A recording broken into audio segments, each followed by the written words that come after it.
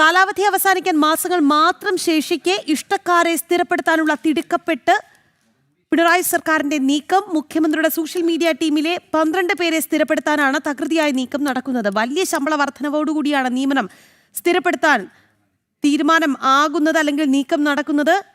വിവരങ്ങളുമായി ദിസ്ന സുരേഷ് തിരുവനന്തപുരത്ത് നിന്ന് ചേരുകയാണ്. ദിസ്ന, മുഖ്യമന്ത്രി പിണറായി വിജയന്റെ സോഷ്യൽ മീഡിയ ടീം അംഗങ്ങളായി 12 പേരെ സ്ഥിരപ്പെടുത്താനുള്ള ഒരു നീക്കമാണ് നടക്കുന്നത്. നമുക്കറിയാം, അവർക്ക് ഇഷ്ടക്കാരെ തിരികെ കയറ്റാൻ പ്രത്യേകിച്ച് കാരണമൊന്നും വേണ്ട.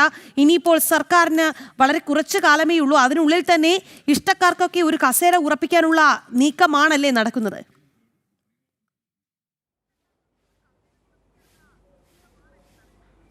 തീർച്ചയായും രാഗി സൂചിപ്പിച്ചതുപോലെ തന്നെ നമുക്കറിയാം, ഈ മുഖ്യമന്ത്രിയുടെയും സർക്കാരിന്റെയും പ്രതിച്ഛായ വർദ്ധിപ്പിക്കുന്നതിന് വേണ്ടിയാണ് ഏറ്റവും കൂടുതൽ ഉപയോഗിക്കുന്ന സോഷ്യൽ മീഡിയ ടീമുകൾ.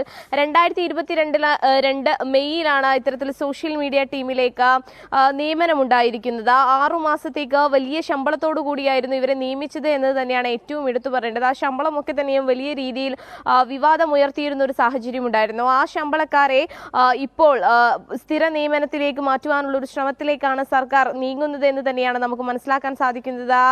ഇതുമായി ബന്ധപ്പെട്ടുള്ള നീക്കങ്ങൾ തുടങ്ങിക്കഴിഞ്ഞിരിക്കുന്നു. എന്തായാലും ധനവകുപ്പിനൊക്കെ തന്നെയും ഇതിനു വേണ്ട നിർദ്ദേശങ്ങൾ ലഭിച്ചിരിക്കുന്നു എന്ന് തന്നെയാണ് നമുക്ക് മനസ്സിലാക്കാൻ സാധിക്കുന്നത്. ഈ സോഷ്യൽ മീഡിയ ടീമിനെ 2022 മെയ്യിൽ നിയമിക്കുന്ന സമയത്ത് പിന്നീട് ഓരോ മാസം അല്ലെങ്കിൽ ഓരോ വർഷം കൂടുമ്പോൾ ഇവരുടെ കരാർ കാലാവധി നീട്ടി വരുന്ന ഒരു സാഹചര്യം ഉണ്ടായിരുന്നു. അതൊക്കെ തന്നെയും വലിയ വിവാദങ്ങളിലേക്ക് കടന്നിരുന്നു. കരാർ കാലാവധി നീട്ടി നൽകുന്നതിനോടൊപ്പം തന്നെ വലിയ രീതിയിൽ ശമ്പള വർധനവും ഇവർക്ക് നൽകിയിരുന്നു എന്ന് തന്നെയാണ് നമുക്ക് മനസ്സിലാക്കാൻ സാധിക്കുന്നത്. ഈ താൽക്കാലിക ജീവനക്കാർക്ക് ഇത്തരത്തിൽ ലക്ഷങ്ങളുടെ ശമ്പളം നൽകുന്നതിനെതിരെ വലിയ വിമർശനവും ഉയർന്നു വന്നിരുന്നു. വീണ, ഏറ്റവും എടുത്തു പറയേണ്ടത് ഒരു ടീം ലീഡർക്ക് തന്നെ ലഭിക്കുന്ന തുക എന്ന് പറയുന്നത് 78,750 രൂപയാണ്.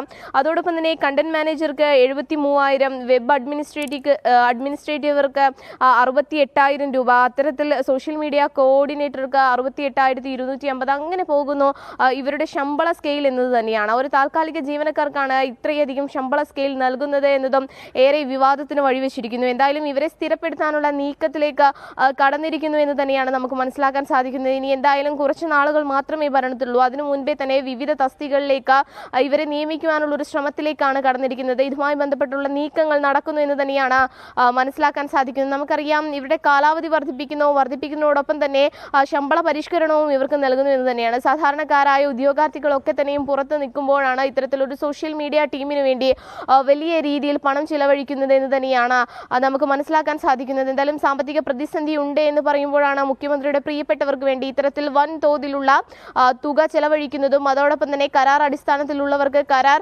നീട്ടി നൽകുകയും ഇതോടൊപ്പം എന്തായാലും ഇഷ്ടക്കാരെ വാരിക്കോരി സഹായിക്കുന്ന പിണറായി സർക്കാരിന്റെ കരുതൽ നമ്മൾ പലപ്പോഴും ചർച്ച ചെയ്തിട്ടുള്ളതാണ്, പലപ്പോഴും കണ്ടിട്ടുള്ളതാണ്. എന്തായാലും ഇത്തവണ മുഖ്യമന്ത്രിയുടെ സോഷ്യൽ മീഡിയ ടീം അംഗങ്ങൾക്കാണ് മുഖ്യമന്ത്രിയുടെ കരുതൽ എന്നുള്ളതാണ്. 12 പേരെ സ്ഥിരപ്പെടുത്താനുള്ള ഒരു നീക്കമാണ് നടക്കുന്നത്. അതോടൊപ്പം തന്നെ അവർക്ക് ഉയർന്ന ശമ്പള സ്കെയിലടക്കം ഉറപ്പാക്കുന്നുണ്ട് എന്നുള്ളതും നമ്മൾ ചർച്ച ചെയ്യേണ്ട വസ്തുത തന്നെയാണ്. നമുക്ക്